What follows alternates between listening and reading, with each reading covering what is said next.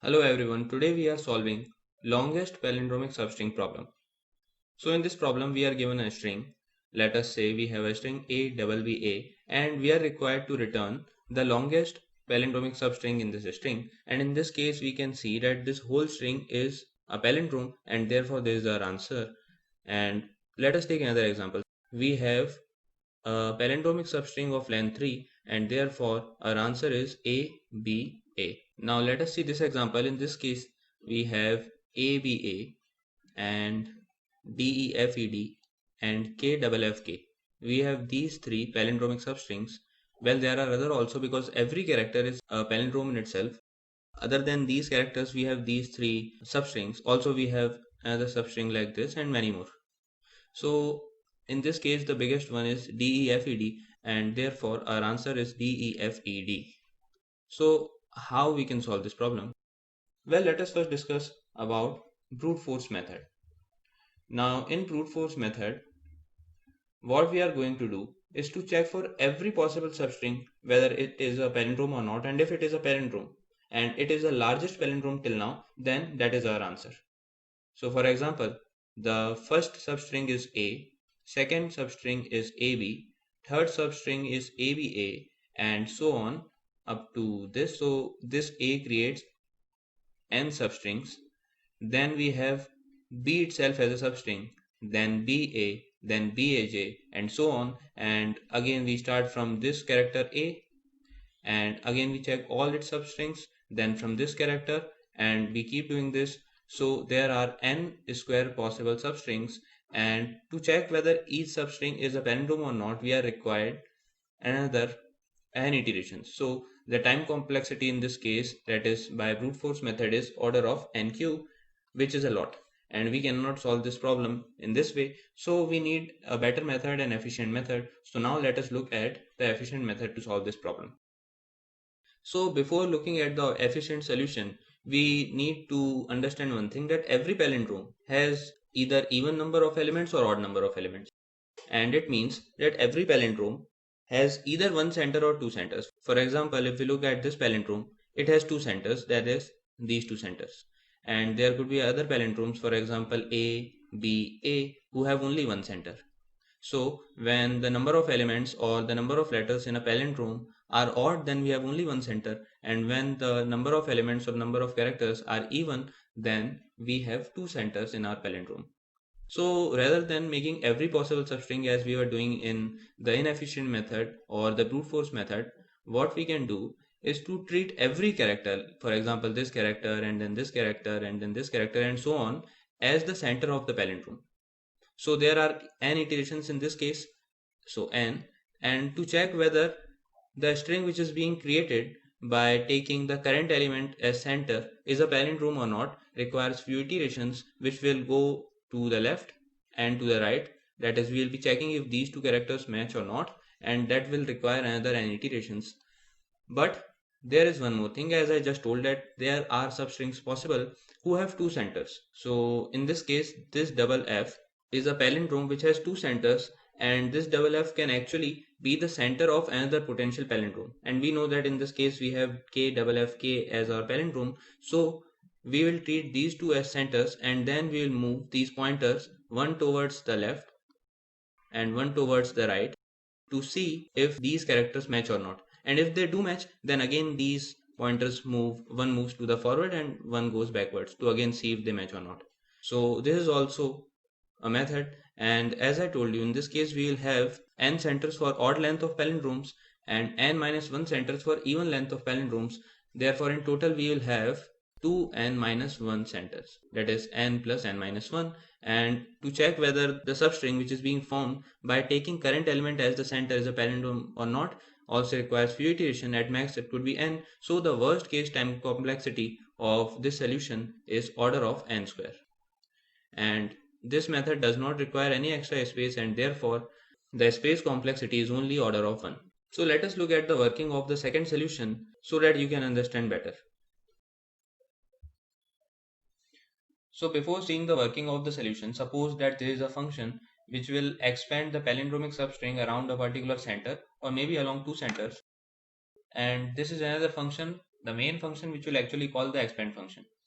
Now this expand function actually returns the length of the current palindromic substring, and if the length of the current palindromic substring is greater than the length of the palindromic substring which is chosen till now, then we update two values. One is left or right, or let us say start and end. So start is initially set to 0 and end is also initially set to 0 because we have not set even a single palindromic substring. Now this expand function has two main parameters. One is the left center and another is the right center.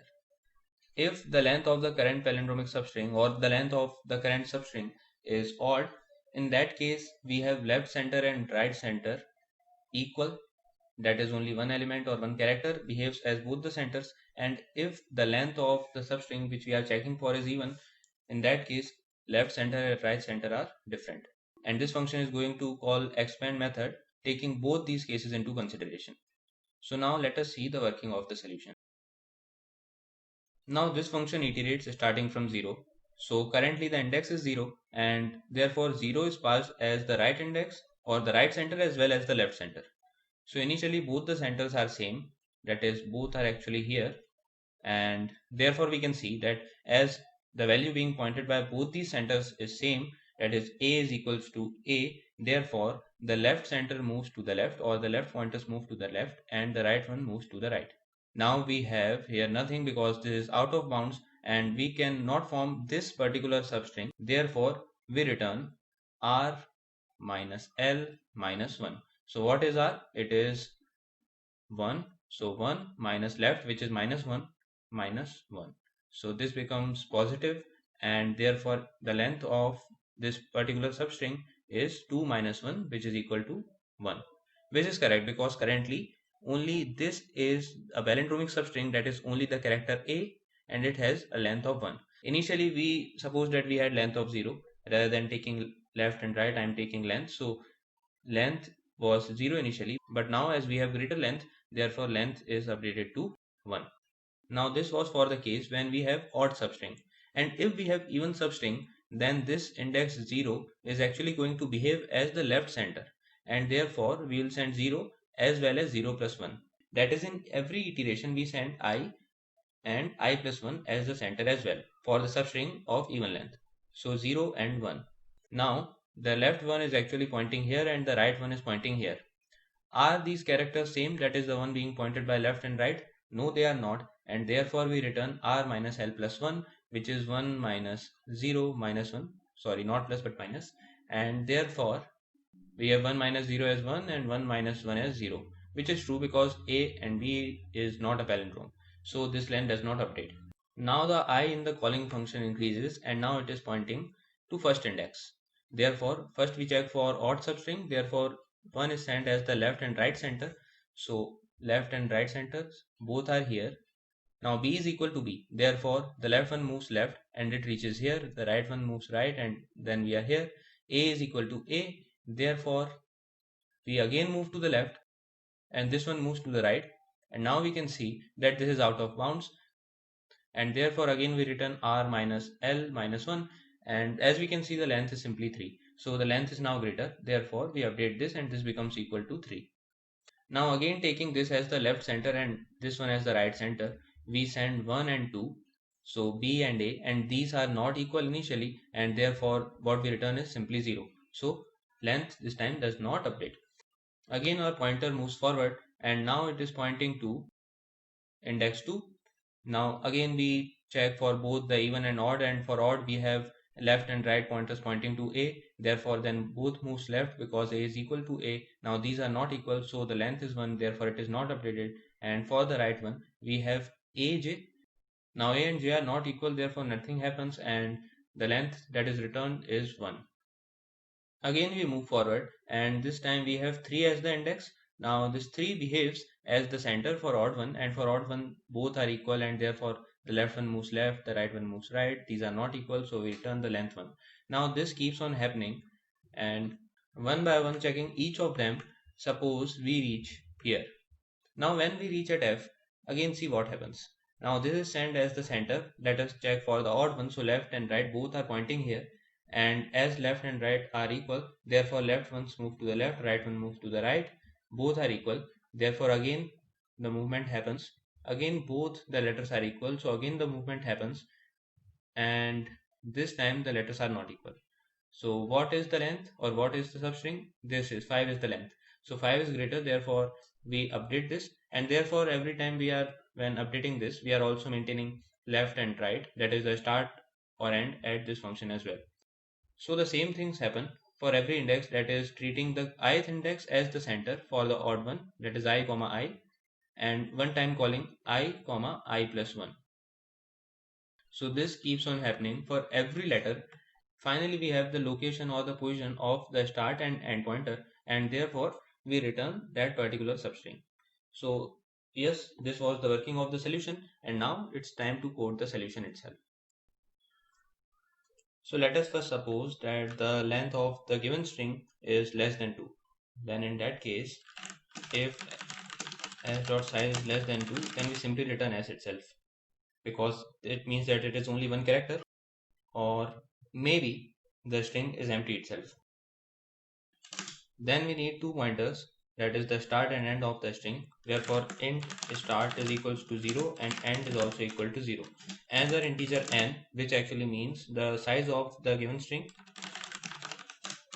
And now we need to iterate over all the characters of the given string, therefore we do this. Now I know that there is a function expand which is going to return me the length. So let us say that the length returned by the odd one is int len o, which is equal to expand function, and what I'm going to call is, or what I'm going to send in this function is the string itself and I comma I. Now why I comma I? Because I know that both the centers are same. Now int length of E1 is equal to expand s comma I plus 1. Now one of these lengths is definitely greater. So suppose that int length is equal to max of these two lengths, odd length and even length. And now if this length is greater than the current length, that is if length is greater than and minus start plus 1, in that case I need to update my start and end. So they will be start is equal to I minus length minus 1 divided by 2, and end will be I plus length by 2. And now when I am done looping, definitely the start and end are farthest from each other, that is I have the maximum length, and therefore I'll return s dot sub str of start. And in C++, the first position is the start and second position is the length of the substring that is required, which is end minus start plus 1. So there is the length. Now we need one more function, that is the expand function. So this function returns an integer. So it takes a string as the argument, an integer left center and integer right center.